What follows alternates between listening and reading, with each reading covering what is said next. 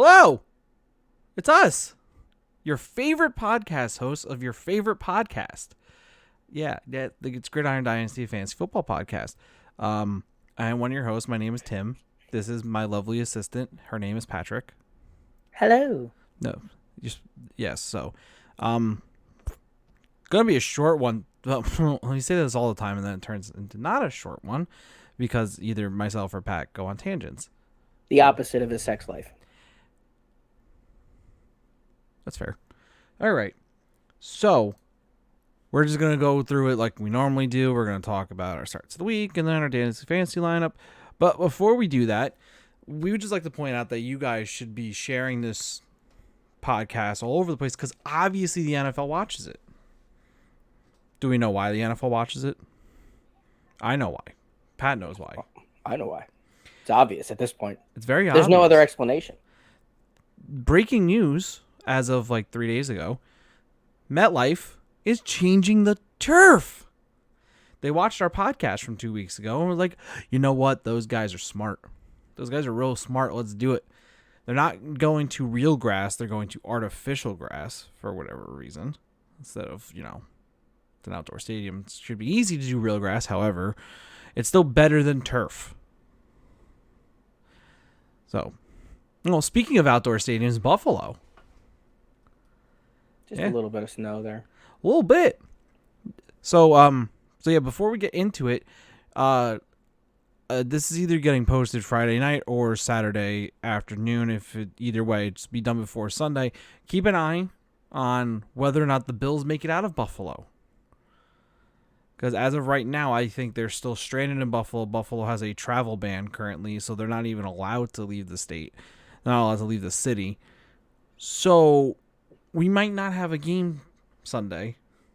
Even though it did get moved to Detroit, I still think it's somehow going to get played. The NFL always finds a way. It's like Ian Malcolm in Jurassic Park, where life finds a way. The NFL will find a way to get that game played. So just keep an eye out. It's a 1 o'clock game, so you'll have more than enough time to substitute the players out. If you got Josh Allen, Stephon Diggs, Nick Chubb, Devin Singletary, Amari Cooper, Donovan Peoples-Jones, Kareem Hunt. I'm just thinking those are the only fantasy relevant players in this game. Maybe Gabe Davis. Doesn't everyone have Jacoby Brissett roster? All right, not even in 2 QB leagues is Jacoby Brissett being started, I believe. So. Oh, wow. Yeah, it's wild. That's fascinating revelation. Yeah, very. When's Deshaun Watson back? Not next week, the week after, right? It was an 11-game suspension. Yeah, it was 11-game suspension. We're in week 11. They had a bye week. So, yeah, after next week. Well, they just didn't want to put him on Thanksgiving Day. No. So, he stuffed enough turkeys. Anywho. Wow. Jokes write themselves some days. They do sometimes. Yeah. I feel you on that one.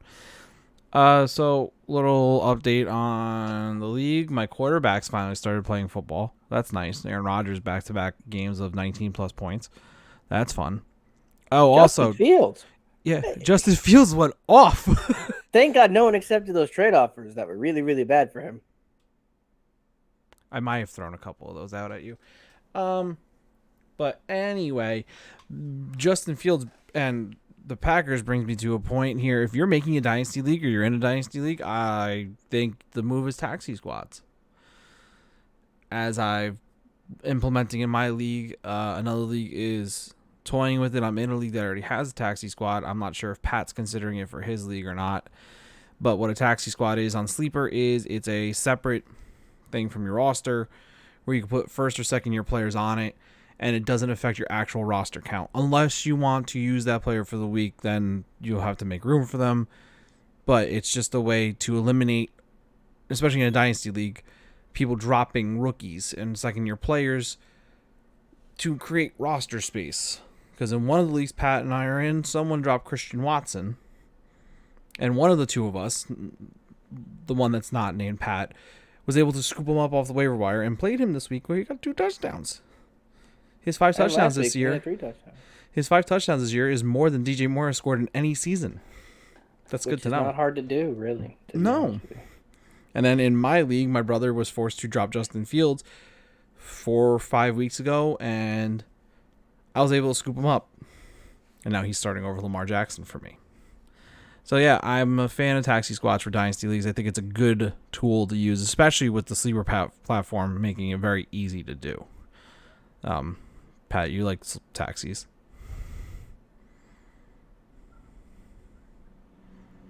Not sure where we're going with this. But yeah. I don't know. There's a couple ways you can go with it. There was a game show in a taxi. I forgot what it was called. Awesome. I Cash love Cab? Cash Cab. Cash Cab, yeah. Cash Cab. Cash Cab was fantastic. Mm-hmm. But yeah, Daily. are you considering it for your league at all? It's rough. We already have a lot of bench spots. I don't feel like many rookies get dropped that aren't rosterable. It's already a deep league with 12, and then you have 10 bench spots. I mean, it's putting an extra 2 spots in there. I don't think that's really gonna make a big difference on anyone's team. Your league, 10 teams, there's a lot of wiggle room there. Cash's league, super shallow bench, so there's wiggle room there. It's something that I would look at. It's just rough to really see who's been dropped. There's just so much available space in that league. 4 IR spots. Yeah, it also depends on who's in the league with you. If you have like competent people. Yeah, it's really good in either shallow leagues where either there's less people or there's less bench spots because you get forced to make moves. I mean, even in your league, only 10 people, we have how many bench spots? Right. And there's still players like Justin Fields getting dropped. Like that's when you're in a dynasty league, dropping a quarterback like that is basically saying I'm giving up on your future entirely, which was rough the first 4 or 5 weeks of the season because it looked like you should have. And then the offense clicked, and that was it. I haven't looked back since, and Justin Fields is running 60-yard touchdowns in. So it's a rough spot to be in, but I think a taxi squad is definitely something. Shallow leagues, a league like this where you don't start as many people, 2 QB league, so you want to have extra. You can throw a rookie QB who's starting in year 2 onto a taxi squad instead of wasting a roster position. That's not necessarily something you need in every league, but especially a super flex league where you want to throw I mean, think about it. You could have put Patrick Mahomes on a taxi squad. Correct. You could have put Josh Allen on a taxi squad. Which you probably would have. Which you probably would have, yeah. I mean, I've got in my league, I got Patrick Mahomes off the waiver wire 3 weeks before the playoffs started because no one wanted to roster him yet. You didn't want to waste the position. Someone wanted to roster him. Well, that week, I think I grabbed him off the waiver wire with multiple people making a waiver claim at the same time I did. It was he was my top priority. That was my moment. That was where I was putting him on my roster, and I was not alone in attempting to do that week. So it makes sense in situations like that. That player that's not really playing it this year, that player that hasn't broken out yet, it's interesting. Yeah, no, and I definitely think, oh, well, that's nice. I got a little pop-up in the middle of the recording. Could be worse. So you could have not hit record yet. See? I did. I made sure I did. But yeah, no, I definitely, of course, my Microsoft OneDrive decides now it wants to pop up to try to have me sign into it. You gotta back everything up real fast. Yeah, so I was gonna say I think we should do it in this league, implement a taxi squad for next year. It just, like you said, it kind of expands your bench, but to the point where someone in my league, when I brought it up, said so it's essentially adding a free agent when you take someone off your taxi squad, just you're the only person that can select from, and that's pretty much how you have to look at it. You can interchange people from your bench to your taxi squad if you want. Like in the one league I'm in right now, I have Isaiah Pacheco on my taxi squad. That I'm not going to start him this week, but he's there, and once I do, I can move Drake London, who's been underperforming, onto the taxi squad if I wanted to, so I don't have to drop anybody. So, and they are tradable. You can't trade people on your taxi squad. It's not like you can't do anything with them other than keep them there. You can trade them to someone else. They just go to that person's bench. They don't go to their taxi squad. So that's our tangent. That's our 10-minute tangent, which isn't bad for us. I think you planned on talking about taxi squads anyway, so I don't really know if we can call it a tangent. I did plan on it. You're right. All right. Yeah. So we will go directly into our starts of the week. Pat, do you have a lovely graphic for us today? I believe I do. Oh my I just need God. to open it and move it into a different thing. Otherwise, I won't be able to open it. Okay, then. Bam, bam. That one.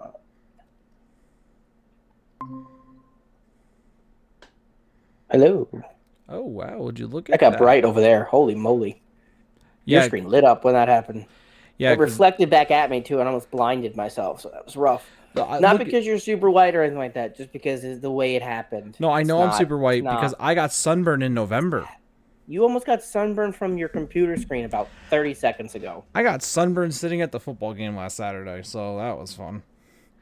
Okay, so we will hop right into it. My quarterback start of the week is Mr. Daniel Jones. He's got good rushing upside, you know. They're going up against who are they going up against? Someone who sucks at covering quarterbacks. Yeah, I don't no. remember who. I just know they have a bad defense against quarterbacks. They have a very As in bad defense. the worst. The Detroit Lions. There we go. Who did the Detroit Lions play last week, Pat? It throws me off when I know the Detroit Lions are playing because Buffalo and Cleveland are playing in Detroit, and I was like, Detroit? Wait, what? It can't be right. Who did the Detroit Lions play last weekend? Sounds familiar. I feel like we talked about this person before. Yeah, I think it was right, the Chicago Bears. and Justin Fields. And Justin Fields. Justin Fields. Now, I'm not saying Daniel Jones and Justin Fields are the same player. However, one of Daniel Jones' strengths is one of the same strengths Justin Fields has, and that's running the ball. So I think Daniel Jones is going to have a good day running on the ground. He's probably going to have over 80 yards rushing and maybe a touchdown. And as a quarterback, that's perfect for you. For a guy that's not part of the top 12, to be starting him, I think you could do a lot worse than Daniel Jones. But I also have been seeing your start of the week on a lot of people's like love lists and starts lists this week. And there's a very simple explanation for it, but I'll let you go into it. Fun fact about both these quarterbacks that we have listed here. I did just pick them both off the waiver wire in different leagues. Daniel Jones was available in one. Russ was available in the other. Daniel Jones wasn't, vice versa. I loved Daniel Jones' upside this week. I went with Russell because he's the one I was able to pick up in the league that I'm in. And his only good game this year was against Las Vegas. Las Vegas, their defense just doesn't exist. I don't have a different word for it. They've given up big weeks to everyone that they've played. Jerry Jeudy just went down, which is why you'll get to my tight end pick. But I don't think losing one wide receiver hurts Russell Wilson. And that's weird to say because Russell sucks. a cold could kill Russell Wilson right now. He's terrible this year. But you can throw a makeshift lineup at the Las Vegas Raiders and win a football game. And you put the ability to throw a deep ball, which Russell Wilson can. He's got to come up with 2 or 3 big plays, and you're looking at 25-plus points. Is it possible every week for Russell Wilson? No. But is it possible against this absolutely atrocious Las Vegas team? Yes. And Russell Wilson was probably just dropped last week or the week before that by someone who's just really mad at him. And he's probably sitting there. So if you have a quarterback on a bye week, if you have a quarterback that's Matthew Stafford, which I really hope you don't at this point. I really hope you don't. Or if you just have a quarterback that has a rough matchup this week, Russell Wilson, is he going to put up QB1 number? No, probably not. He's Russell Wilson. He'll probably throw 2 interceptions to the worst defense in the NFL. But the opportunity for points is definitely there today. So Russell Wilson on the season has only put up 20 plus points one other time, and it was against the Las Vegas Raiders in week 4 where he put up 27 points. Russell rushing touchdown during that game. However, you take those 6 points away, that's still over 20 points just from passing, pretty much. So Russell Wilson's a great play this week. Running backs. Brian Robinson's going up against the worst run defense, a historically bad run defense in the form of the Houston Texans. They don't know how to stop the run. The Washington football team, Commanders, they will run the football. They did it against the Eagles, even though they weren't very good at it. Neither one of the running backs had over 3.5 yards per carry. They ran the ball down their throats.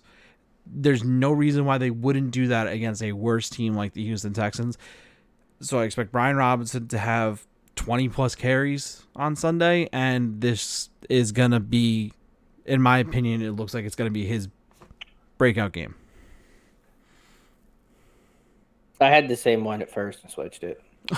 You'll see my DraftKings lineup has him in there. I got everything.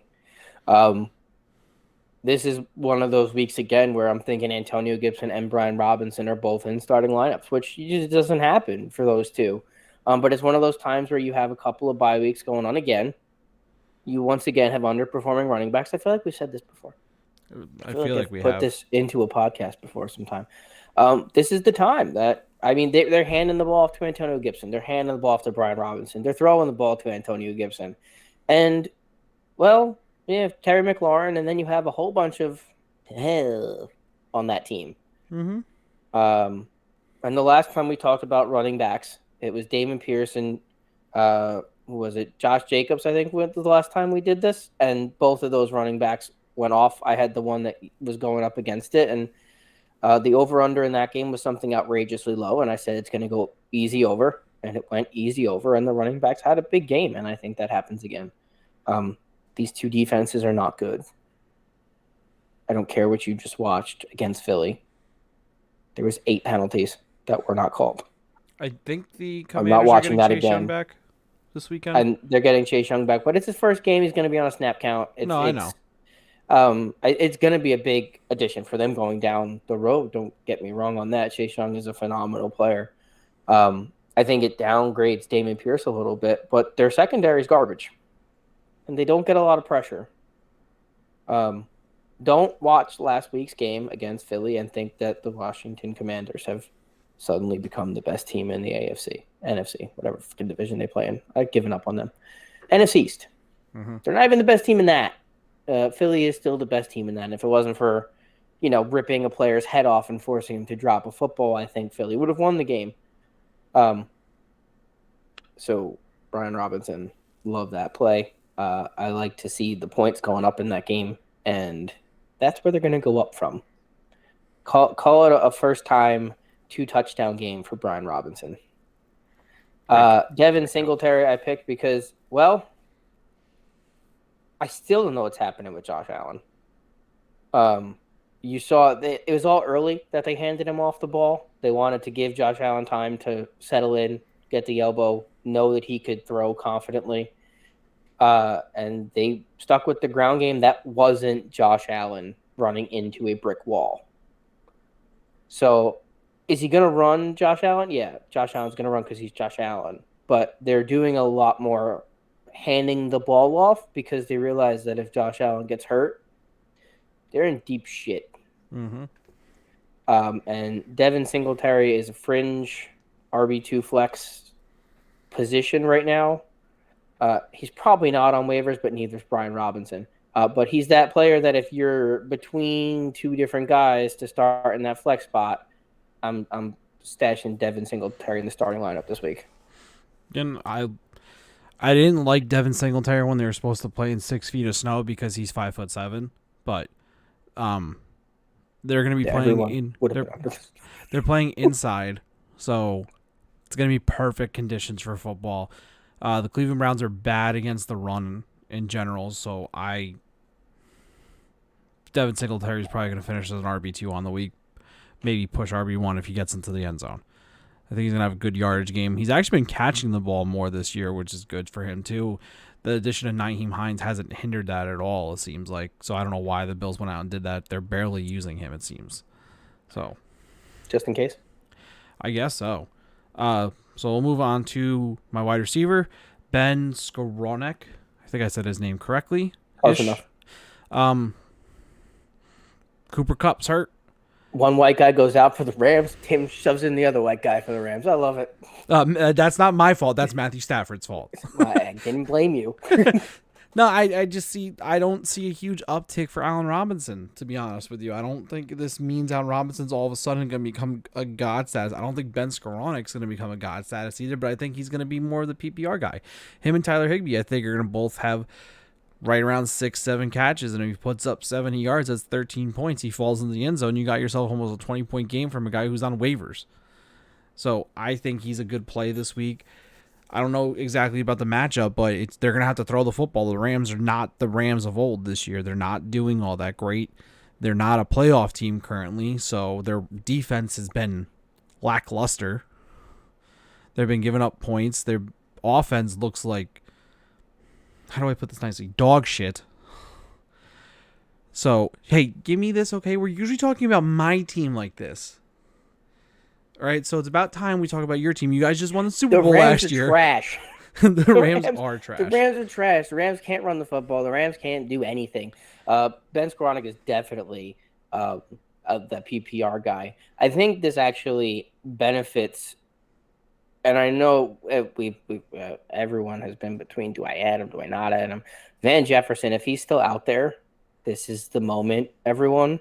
Those 70-yard touchdowns that went to Cooper Kupp, they're not going to Ben Skowronek. They're going to Van Jefferson now. So, yeah, Ben's going to run the short routes. The Rams' offensive line sucks, which means there's going to be dump-offs. So I don't doubt 15 points for Ben Skowronek week to week. I really don't. But if you're looking for who's that guy who's going to put up 20 from the Rams, Van Jefferson's that guy. Allen Robinson is still not for me. I don't really care. Tyler Higbee's going to get his catches also, but they're going up against a very, very tough defense against tight ends. I don't even remember who we're playing this week, but they are the number one defense against tight ends. That's how much I care about the Los Angeles Rams right now. I don't know who they're playing. I don't want to know who they're playing. Please don't tell me. I just know that they're playing the best defense against tight ends, which will limit some short routes because that usually means they have a very good front six. So be careful where the linebackers are on whatever team they're playing. But I don't mind the Ben Skowronek play. I picked Devin Duvernay because I already had the first name typed out accidentally in the wrong spot, and I decided I'd keep it. By the way, the Rams are going against the Saints. Oh, yeah, the Saints. They're whatever. So, well, damn. I mean, Devin Duvernay, especially if in your league that rewards kick returns, he's a good play because he'll return a couple kicks, get you some yardage on that. He has to throw the ball to someone. Mark Andrews is still questionable, even though he practiced fully. I think he's going to play, but, you know, Devin Duvernay is like the king of 3 catches for 75 yards, and then he gets some kick return yards in there. You're in the teens. Yep. There you go. They are playing. Damn it. I did not do well. I said we should paste the schedule on the back of our computers. I should have stuck with that. You should have. But they have a very soft matchup cornerback-wise. Devin Duvernay is the healthiest wide receiver who is good on the Baltimore Ravens. Carolina. Yeah, there is no secondary. There's no defense. There's no team there. So good luck, everyone. Soft matchup. Be prepared for it. I like Devin Duvernay because he's only projected to get 8 points, and I think he's going to absolutely demolish that point total. So that's that for me. All right, we'll move on to tight end. I got Cole Kmet. So while Justin Fields has been succeeding, Cole Kmet has also been succeeding. Over the past 3 games, he has 5 touchdowns, 2 in each of the past 2 games, and he's going up against the Atlanta Falcons, who are not good against the tight ends. Darnell Mooney gets all the yards. Cole Kmet gets the touchdowns. So he's the red zone guy. He's the guy he looks for. Even though I'm pretty sure he had a outside the red zone touchdown last week because he was wide open somehow on a play. But the past 2 weeks, 22 points, 24 points, tight end 2 and tight end 1 on the weeks. He's turning into the Cole Kmet everyone wanted him to be at the beginning of the year. It just took a little while for the team to fully put their trust into Justin Fields. And it's no mistake that now that they're fully trusting Justin Fields, Cole Kmet is successful, and Cole Kmet's a startable tight end week in, week out, in my opinion. Maybe not next week when they're going up against the Jets, but up against a good matchup like Atlanta, I'm starting Cole Kmet. I hate Cole Kmet, which you will totally notice from my DraftKings lineup later also as well. Hate him. Can't stand him. Can't believe he's in there. Worst guy ever. Did I take what college you went to? Too? Huh? You know what college you went to? He went to Notre Dame. What a lucky guess. I didn't wear the shirt by mistake. I almost wore my Sunday sauce shirt. I don't think it's going to be even.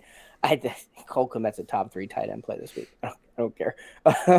Until Justin Fields shows that he's not going to throw him the ball consistently, which he should be. It's been working, and he's good at it. And Cole Kmet is wide open because Cole Kmet is like Mark Andrews. It's what it is. He's a big, strong, fast person in the middle of the field that no one pays attention to. Yep. Or, mediocre, as some people like to call that. But what is what it is. And mine, Greg Dulcich. I picked Russell Wilson. I like to stack usually. I think this is a good stack. Tight end wise, Las Vegas. We don't have to talk about them again. But Jerry Jeudy's down, and that's going to open up targets. And Jerry Jeudy had his mid-ground target share. I think Dulcich will have that area of the field covered over the likes of Kendall Hinton, whatever the hell his name is. The quarterback? I hope he doesn't watch this. Yeah, the quarterback that plays wide receiver. Okay. Who played quarterback that one time that there was COVID and all of Denver's quarterbacks got COVID because they were all in the same room, which they shouldn't have all been in. Everyone remembers that little scenario. And Hinton had to play quarterback, but Hinton's actually their wide receiver. Go figure. Wow. And their other wide receiver is KJ Hamler. KJ Hamler is going to be your deep threat. Hinton is your mid-ground. And if you had to pick between throwing it to Dulcich and Hinton, I think I'm throwing it to Dulcich. So Russell Wilson, do that. Right. Honorable mention for me is Jake Stoll on the Philadelphia Eagles. Dallas Goedert's out. A.J. Brown, Devonta Smith were both questionable all week. They're both going to play this weekend, but they're both limited all week. And Hurts likes throwing to the tight end. So Jake Stoll's a name to keep in mind too. All right, so we will move on to DraftKings now, where I'm assuming Pat has another lovely graphic for us. He might. He might, okay. He might. There's a chance. There's always a chance. So you're telling I have me a there's lovely a graphic. chance.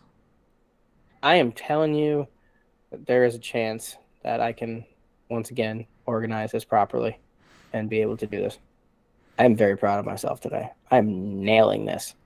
You're doing a great job, Pat. Hey! There it is. So we'll do it a little differently. See, I told you I hate Cole Kmet. I hate him. We'll do it a little differently this time. Usually we just go position for me, position for Pat. I'm just going on the fly here. We're going to do, each person does their full team, and then we talk about each other's team when they're Tim done. really wants to go to bed. In case none of you could tell. Tim's tired. Tim is tired. Pat's tired, too. He also was very excited when I say a short one. So. Right? I like quickies. Yeah, you do. All right. So mine, obviously, I have Daniel Jones. See the area before, the section before we were talking about for Daniel Jones. Nicholas Chubb going against the Bills. It's Nick Chubb. They're playing in a good situation with weather because there won't be any weather if they're playing. If they don't wind up playing, I'll have to find a change. And with 8200, I'm pretty sure I'll be able to pick almost any running back I want besides Saquon Barkley. Brian Robinson, see last segment. CeeDee Lamb has been an absolute monster the past couple of games. I think that continues. I don't remember. We're terrible at this. I don't remember who the Cowboys are playing, but I like CeeDee Lamb just for the fact that. Told you we should paste the goddamn schedule on the desktop. Just because Dak hyper targets him. So it's just. And he does have a soft matchup. I do know that. I don't know who the soft matchup is. CeeDee Lamb is going up against Minnesota. Minnesota. where Yeah. Stephon Diggs just put up 10, 12 catches for like 120 yards or something like that. CeeDee Lamb's going to have a good day again because they're going to need to throw the ball because Minnesota is a good offense. They're going to have to keep up with them.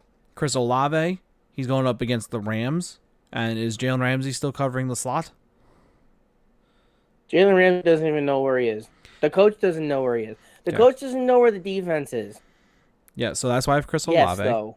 Chris Olave is a good play this week, in my opinion. DJ Moore going up against Baltimore.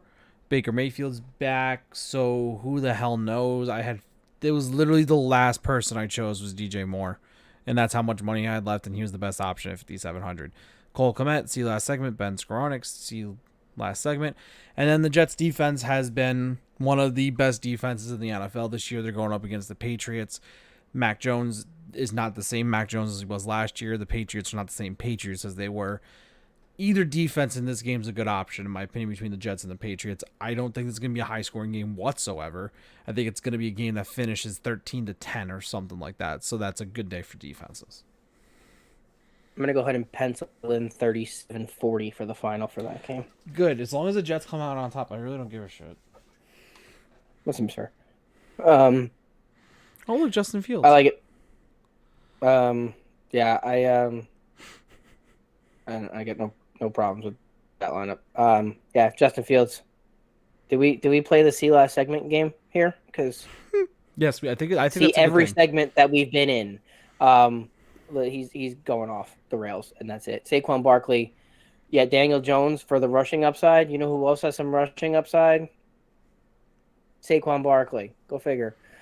He has been the pinnacle of the Giants offense. So, yeah, Daniel Jones is the quarterback. I expect running, but Saquon Barkley is the guy. There's no one else on that team at all. And yet they're like in first. I don't get it. Anywho, Brian Robinson, see every segment again. We've done this before. Try to stay awake during the segment at least, and then, nap afterwards. I think you'll make it. I'm awake. I just called. Justin Jefferson. Well, you talked about the head-to-head matchup and the putting up of the points because CeeDee Lamb's going to put up points. You know who else is going to put up points? Justin Jefferson. Do you want to know why? Because Trayvon Diggs gambles. Diggs can't cover. Trayvon Diggs can't cover anything. He just can't. He can intercept the ball that gets thrown over the person's head, or he can guess right once a game. But the other 7 times he guesses wrong, Justin Jefferson's going to burn the crap out of him. Devin Duvernay, we've been through this. Terrence Marshall, he took off in the second half of last game when Baker came out. DJ Moore has never been the guy for Baker Mayfield. DJ Moore's never really been the guy for anyone. I think they're going to want to try to see what they have in Terrence Marshall before the end of the season. I think they're going to want to see what they have in everyone before the end of the season. I think they know what they have in DJ Moore. So I expect a couple of routes to go Terrence Marshall's way. Well, I'm just skipping that. Hunter Henry, it's a low-scoring game. We've talked up how everyone feels, but Mac Jones likes to throw tight ends. He just does. And you don't need much in a tight end position. I put him in my flex because, I spent all my money up there somewhere. I don't know where it was. It definitely wasn't in Justin Fields, Saquon Barkley, and Justin Jefferson. That is not where I spent all of my money. That wasn't it. I didn't even – those just fell to me. Those were lucky guesses. Oh, okay. I spent all my money up top. I had no money left.